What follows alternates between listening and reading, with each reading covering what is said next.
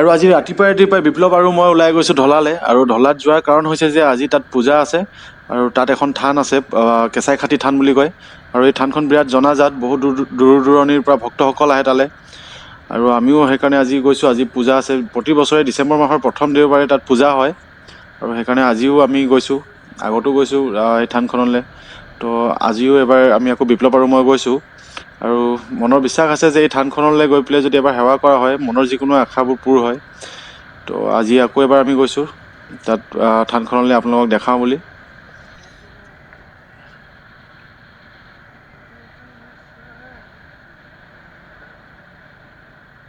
আৰু এতিয়া হৈছে আঘোণ মাহ আৰু পথাৰত চবফালে ধান পকি আছে, দাৱনীয়ে ধান কাটি আছে আৰু ৰাস্তাৰ দুইফালে ইমান ধুনীয়াকৈ পথাৰ আছে, দেখি খুব ভাল লাগিছে। কেতিয়াবা ময়ো এইফালে আমাৰ গাঁৱৰ এইফালে আছে আৰু এইফালেদি যাম আৰু আপোনালোকক দেখুৱাম পথাৰলৈ গৈ পেলাই। খুব ভাল লাগে পথাৰলৈ গৈ পেলাই। আৰু এতিয়া খুব ধুনীয়া লাগে দেখি পেলাই, গোটেই চাৰিওফালে সোণালী ৰঙৰ হৈ থাকে।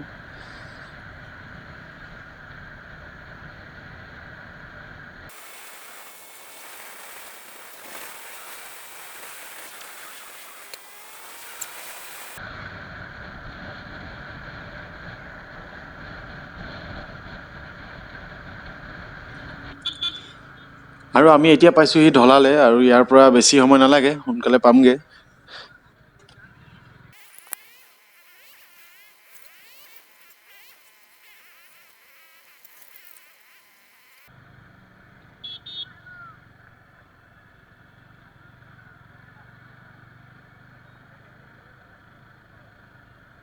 আৰু ইয়াৰ আগত ব্ৰিজ আছে, ব্ৰিজখন পাৰ হ'ব লাগিব।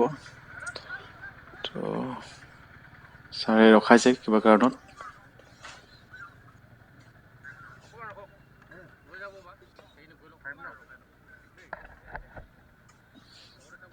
আৰু একচুৱেলি ৰখোৱা কাৰণটো হ'ল যে আগফালে দুখন দলং আছে আৰু এখন এইফালৰ পৰা মানুহ অহা আৰু এখন যোৱা। তো আমি যোনখনত যাম সেইখনত মানুহ অলপ বেছিকৈ আছে, দলংখনত তো অলপ খালী হ'বলৈ দিছে, তাৰপিছত আমি যাম ইয়াৰ পৰা।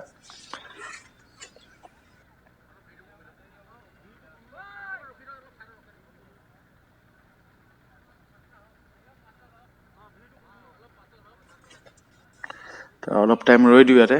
আৰু সিফালে এখন দলং আছে, তিনিখন আছে টোটেল দলং ইয়াত।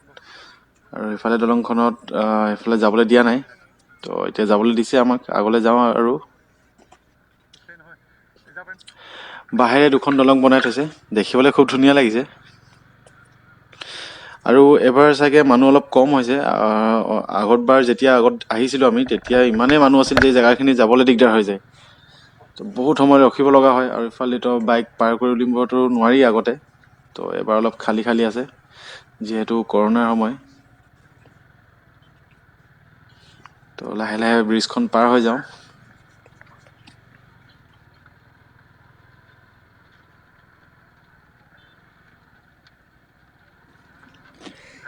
বাঁহৰ দলঙৰ ওপৰেদি বাইক পাৰ কৰি লৈ পেলাই খুব ভাল লাগিছে। আৰু এইফালে মানুহ অহা যোৱা কৰি আছে, তো লাহে লাহে যাব লাগিব।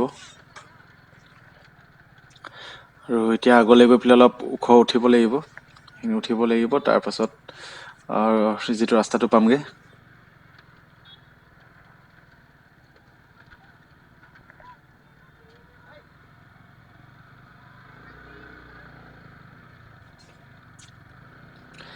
ইয়াৰ পৰা কোনোমতে উঠিলোঁ আৰু এইখিনি। আৰু ওপৰৰ পৰা চাওক কি ধুনীয়া লাগিছে জেগাটো।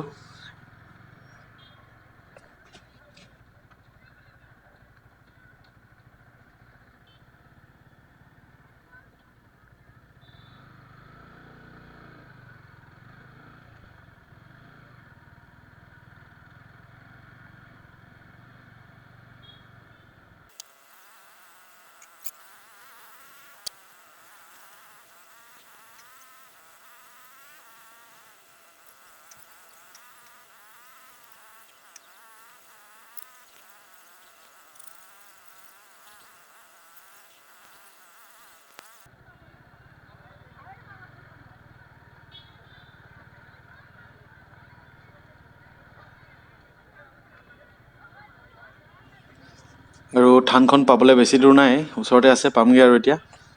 আৰু এইখিনিত অলপ মানুহৰ ভিৰ বেছি আছে। আৰু সেইখনে হৈছে কেঁচাই খাতি থান। চাওক, দেখা পাইছেনে আপোনালোকে? ফাৰ্ষ্টত মই বাইকখন ক'ৰবাত পাৰ্ক কৰি ল'ম, তাৰপাছত মই ভালকৈ আপোনালোকক দেখুৱাম। এইখনেই হৈছে কেঁচাইখাতি থান, আৰু এইফালে আছে ফায়াৰ ব্ৰিগেডৰ গাড়ী। তো সোনকালে বাইকখন ক'ৰবাত গৈ পেলাই পাৰ্ক কৰি লওঁ, তাৰপিছত পূজা কৰিম। ভিতৰলৈ সোমাই যাম, আপোনালোকে দেখা পাব।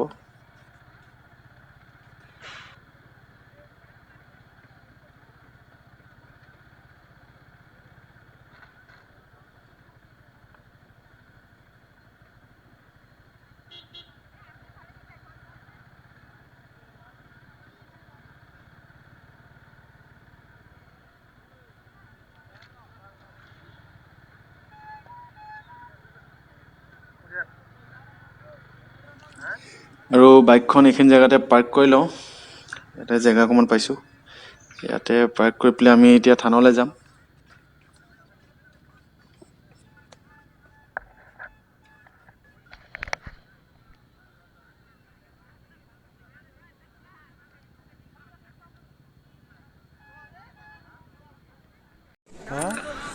আৰু থানৰ সন্মুখত যি দোকান আছে, এই দোকানৰ পৰা মই চাকি লৈছোঁ।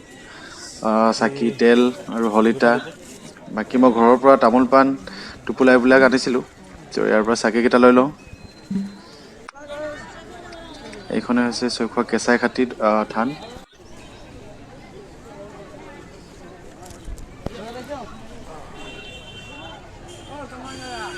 আৰু একচুৱেলি মানুহ এতিয়া অলপ কম হৈছে, কাৰণ আমি অহা বহুত দেৰি হ'ল। ইয়াত ৰাতি 12টা বজাৰ পৰাই মানুহৰ পূৰা ভিৰ থাকে। দূৰৰ মানুহবিলাক প্ৰায় ৰাতিয়ে আহে, গোটেই ৰাতি পূজা হৈ থাকে।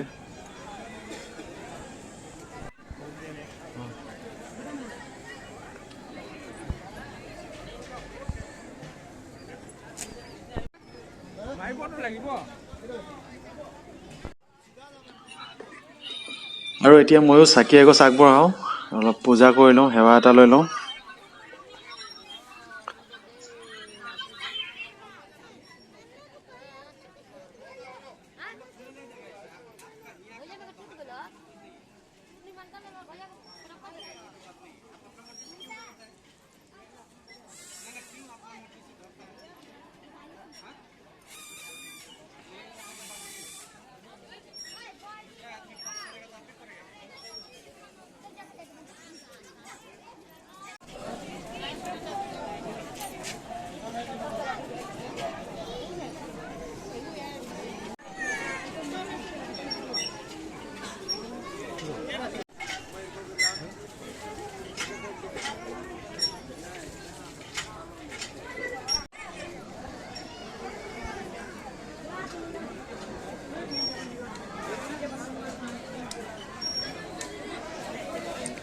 আৰু থানৰ পাছফালে এইফালে দোকান বহে, এইফালে মেলাৰ নিচিনা বহে। প্ৰতি বছৰে বহুত ডাঙৰ মেলা হয়, আৰু এবাৰতো তেনেকৈ পাৰ্মিশ্যন দিয়া নাই, দোকানো ইমান নাই আৰু মানুহো কম বহুত।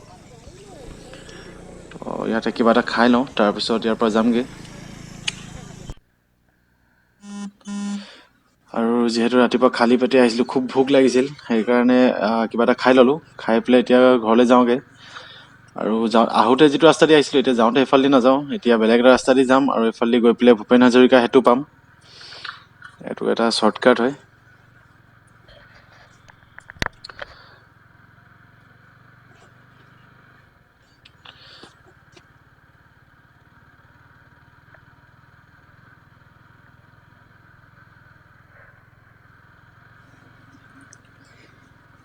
আৰু এনেকুৱা কেঁচা ৰাস্তাত বাইক চলাবলৈ ভালো লাগে আৰু ভয়ো হয়, কাৰণ পটকৈ শ্লিপ হৈ যাব নিচিনা লাগে। কেতিয়াবা শ্লিপো হয়, বেছি যদি ধূলি চুলি থাকে শ্লিপ হৈ যায়। তো সেইকাৰণে অলপ সাৱধানে চলাব লগা হয়। বাকী একো টেনশ্যন নাই তেনেকৈ।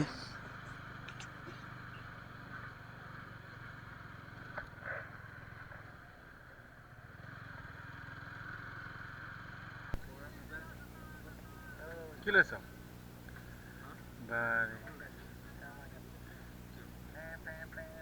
বহুত দিন পাছত দেখিলোঁ।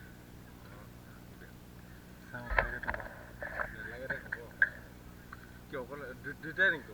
কেতিয়া আহিলি? আমি 12টা বজাত। তই কেইটাত?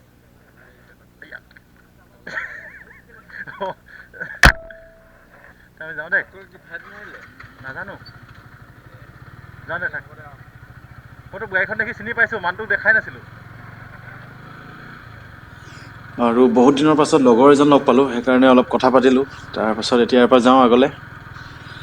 এইফালে অলপ দূৰ গৈ পেলাই পামগৈ আমি, আৰু হাইৱেত পামগৈ। হাইৱেটো আপোনাৰ যিটো ভূপেন হাজৰিকা সেতুলৈ গৈছে, সেই হাইৱেটোত পামগৈ, NH37। আৰু অৱশেষত আমি পালোঁহি জেগাটো। এই আগত আপোনালোকে যিটো দেখিছে ৰাস্তা এটা আছে, সেই ৰাস্তাটো হৈছে আপোনাৰ NH37, অলপ ওপৰত আছে। তো এইটো আমি এতিয়া ৰাইট ছাইডে যাম, তাৰ ওপৰলৈ উঠিমগৈ। এতিয়া ইয়াৰ পৰা ৰাইট ছাইডে যাম। এইফালে লেফ্ট ছাইডে গ'লে আপোনাৰ ভূপেন হাজৰিকা সেতুৰ যি ব্ৰিজখন তলেদি পাবগৈ, ব্ৰহ্মপুত্ৰৰ ওচৰত পাবগৈ। তো এইফালেদি ওপৰলৈ যাওঁ, আৰু আপোনাৰ অলপ দূৰ গৈ পেলাই আমি ভূপেন হাজৰিকা সেতুলৈ যাম।